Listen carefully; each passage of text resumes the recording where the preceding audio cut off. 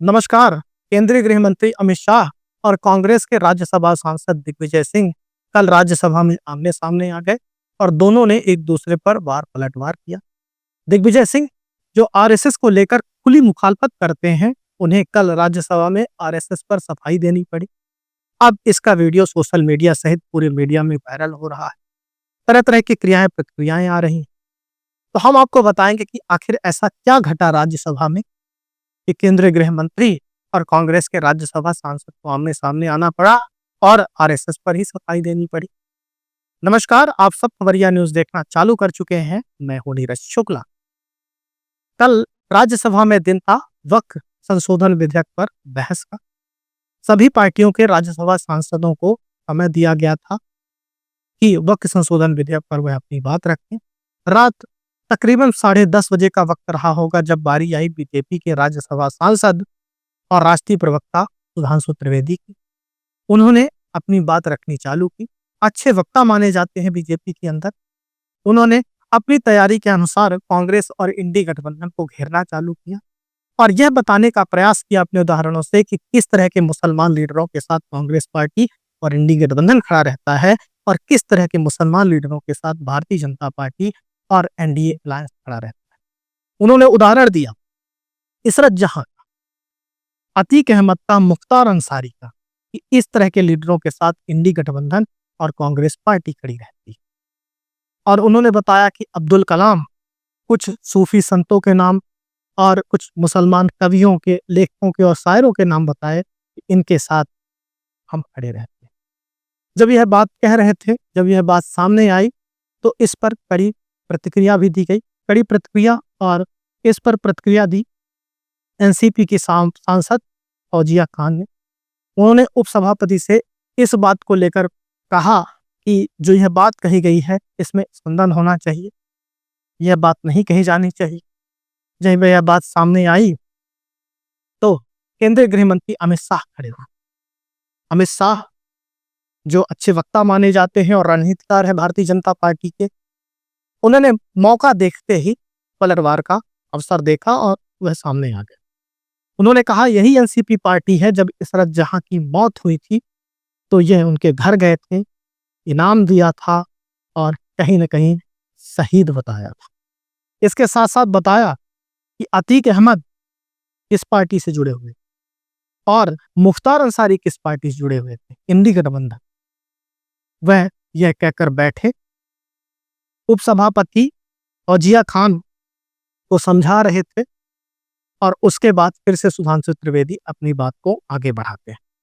सुधांशु त्रिवेदी हमले कर रहे होते हैं और बताते हैं कि किस तरह से याकूब मेनन और पूर्व राष्ट्रपति अब्दुल कलाम की मृत्यु एक ही दिन हुई थी। तो दोनों के जो जनाजे निकलते हैं ना, नमाजे जनाजा, उनमें से कितने लोग इस जनाजे में शामिल हुए। उन्होंने याकूब मेनन की भी बात की और उन्होंने पूर्व राष्ट्रपति अब्दुल कलाम की भी बात। इस बात को उन्होंने और आगे बढ़ाया। यह बताया कि किस तरह से कुछ जो सांसद यहाँ मौजूद नहीं है, अब सदन के हिस्सा नहीं है, उन्होंने अफजल गुरु की मृत्यु को जुडिशियल किलिंग बताई। कुछ सांसद जो यहाँ मौजूद हैं, उन्होंने 26/11 के हमले पर आरएसएस का हाथ बताया। जब यह शब्द उन्होंने कहा तो कांग्रेस की तरफ से इस पर कड़ी प्रतिक्रिया आई, हो हल्ला होने लगा। तब सुधांशु त्रिवेदी ने कहा कि हमने तो उड़ता तीर छोड़ा था, आपने उड़ता तीर क्यों ले लिया। इसके बाद दिग्विजय सिंह ने आपत्ति दर्ज की। दिग्विजय सिंह खड़े हुए।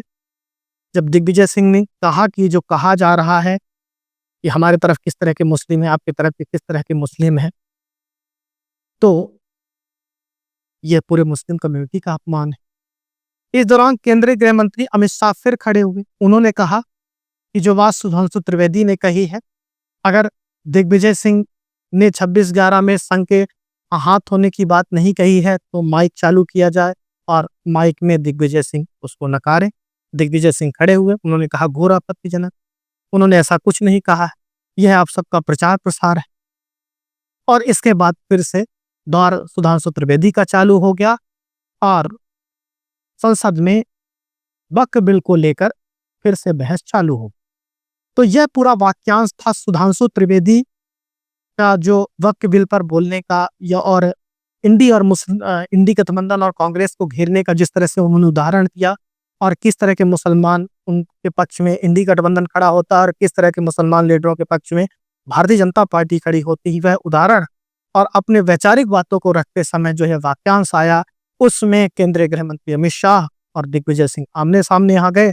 मसला था 26/11 में के बयान का, जिसे बताया जाता है कि दिग्विजय सिंह ने दिया था। उस पर राज्यसभा में सफाई दिग्विजय सिंह को देनी पड़ी और अमित शाह ने मौका देखकर चौका मार दिया। तो यह पूरा वाक्यांश था, जिसका वीडियो अब सोशल मीडिया में वायरल हो रहा है। इस पर क्रियाएं प्रतिक्रियाएं भी हो रही हैं। अपने अपने हिसाब से पार्टियां इसको सामने रख रही हैं। जहां भारतीय जनता पार्टी के प्रवक्ता इसे अच्छा बता रहे हैं और यह बता रहे हैं कि किस तरह से अमित शाह, सुधांशु त्रिवेदी ने राज्यसभा में इंडी और कांग्रेस गठबंधन को घेरा और कहीं न कहीं पटकनी दी। वहीं कई पत्रकार और कई मीडिया घराने अपने अपने हिसाब से इसे प्रस्तुत कर रहे हैं। तो यह पूरा वाक्यांश था जिसे हमने आपके सामने रखा है। हालांकि वक्फ संशोधन विधेयक कल रात्रि में राज्यसभा में भी पास हो गया, लोकसभा में एक दिन पहले ही पास हो चुका था, जिस पर आगे अब कानून बनना है। लेकिन जाहिर सी बात है, राज्यसभा और लोकसभा जब भी किसी मुद्दे पर बहस होती है, तब कई चीजें निकलकर सामने आती हैं और फैक्ट निकलकर सामने आते हैं, जिससे जनता को बहुत कुछ जानने में मदद मिलती है। तो खबरिया इसी तरह की महत्वपूर्ण खबर लाएगा, दिखाएगा। आप देखते हो, सब्सक्राइब करते रहे खबरिया न्यूज। बहुत बहुत धन्यवाद।